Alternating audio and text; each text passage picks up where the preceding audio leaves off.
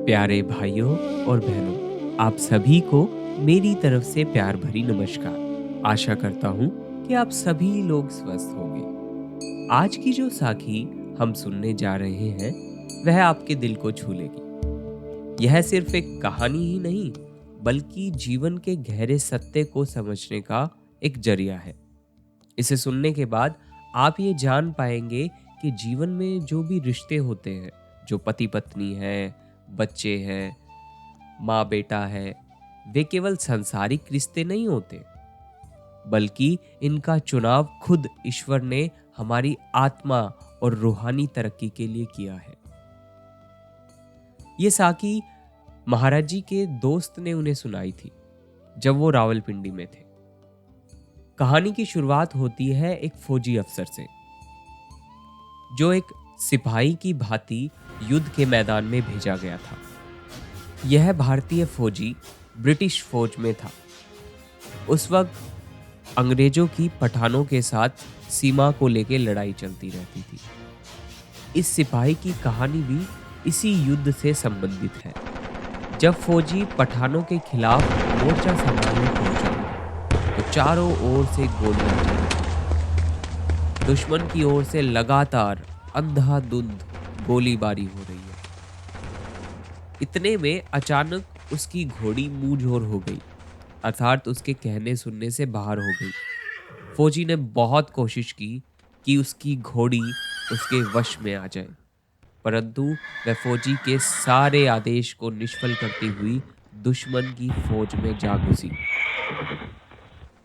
इस पर पठानों ने फौजी और घोड़ी दोनों पर गोलियां बरसा दी। 5-6 गोलियां घोड़ी को लगी और 5-6 फौजी को। दोनों की वही मौके पर मौत हो गई। इस फौजी का कोई बाल बच्चा नहीं था और उसने अपने सारे पैसे एक बनिए के पास अमानत के तौर पर रखे हुए थे। जब उसकी मौत की खबर आई, तो उसके वारिस उसका सामान और तनख्वाह लेने आए, लेकिन उन्हें इस बारे में कुछ नहीं पता था कि बनिए के पास भी उसका बहुत सारा पैसा जमा है।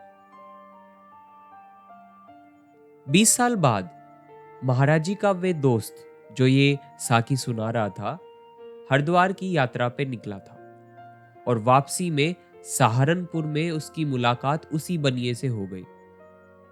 ये कोई साधारण मामला नहीं है। अब शुरू होता है इस साखी का अहम हिस्सा।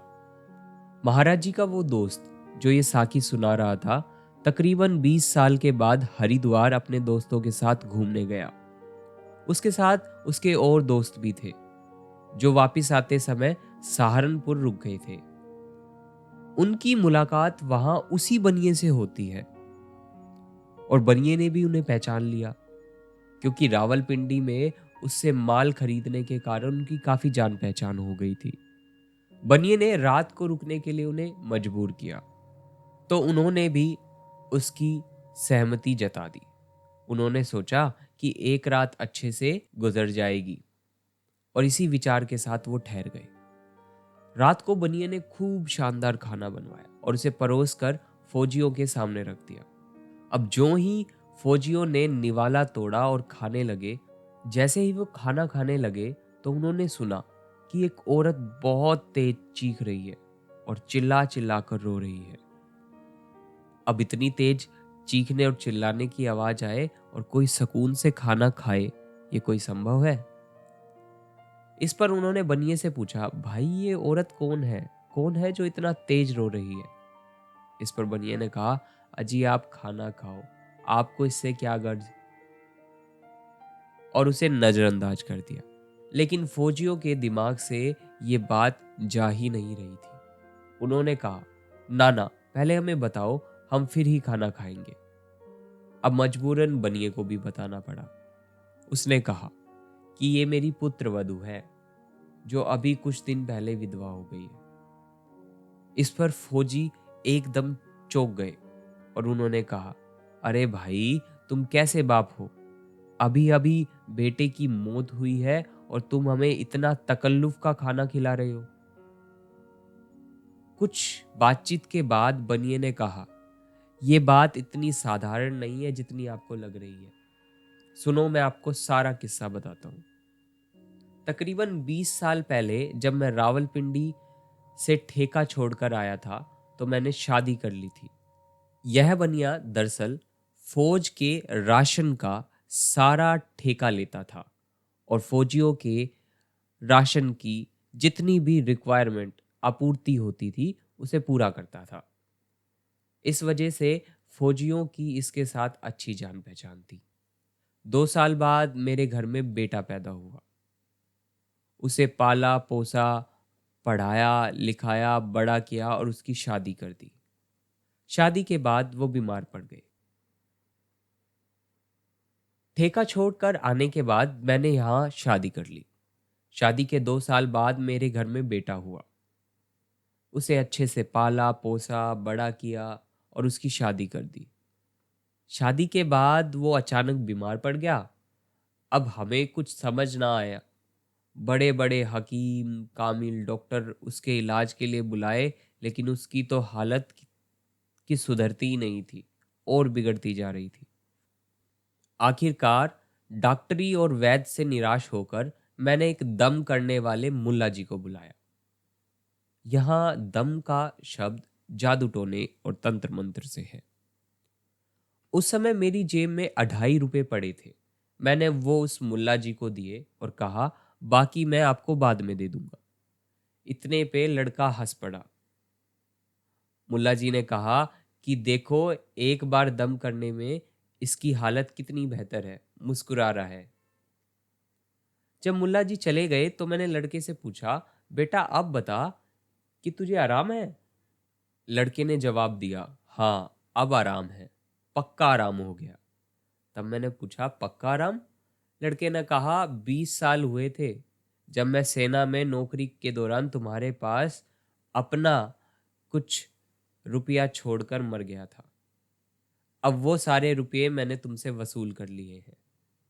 केवल 2.5 रुपए बाकी थे जो आज तुमने अदा कर दिए। अब मैं चला।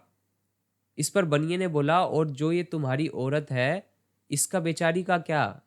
ये जो विधवा हो गई है, अब ये सारी उम्र कैसे काटेगी? इस पर लड़का बोलता है, ये वही घोड़ी है जो मुंह जोर होकर मुझे दुश्मन की फौज में ले गई थी और इसने ही मुझे मरवाया था। इसके बदले में मैं सारी उम्र इसे विधवा छोड़कर जा रहा हूं। यह सारी कहानी सुनाकर बनिए ने कहा, मर गया फौजी, रोती है घोड़ी, अब मैं किसको रोऊं? आप तो बस अपना खाना खाइए। प्यारे भाइयों और बहनों, इस वृतांत को सुनकर अवश्य ही आपको यह समझ आया होगा कि इस जन्म के रिश्ते नाते किस आधार पर तय किए जाते हैं। महाराज जी फरमाते थे कि बेटा बेटी रिश्ते नाते सब लेने देने का सामान है। अब हम इस जीवन में देखते हैं, माँ बच्चों से परेशान होती है, बच्चे माँ बाप से। पत्नियां पति की शिकायत करती हैं और पति पत्नियों से परेशान है। हम कोई भी जीवन जी रहे हैं, उसमें कुछ ना कुछ कठिनाई तो आ ही रही है। हम पति पत्नी बच्चों को अपना मान बैठे हैं। हमें ये जानना चाहिए कि ये जीवन हमें अपनी आध्यात्मिक तरक्की के लिए मिला है। यकीनन पति पत्नी और बच्चों के प्रति हमारा एक दायित्व बनता है। उस दायित्व की पूर्ति करते हुए हमें आगे बढ़ना है। हमें इन्हीं रिश्तों में उलझ कर नहीं रह जाना है। जब इन रिश्ते नातों से हमारा लेन देन खत्म हो जाएगा तो अपने आप ये शांत हो जाएंगे और हमें पता भी नहीं चलेगा कि किस कदर ये हमारी जिंदगी से चले गए। तो अब मिलते हैं किसी और दिन एक नई साखी के साथ। तब तक के लिए अपना भजन सिमरन करते रहें और हुजूर की दया में बने रहें।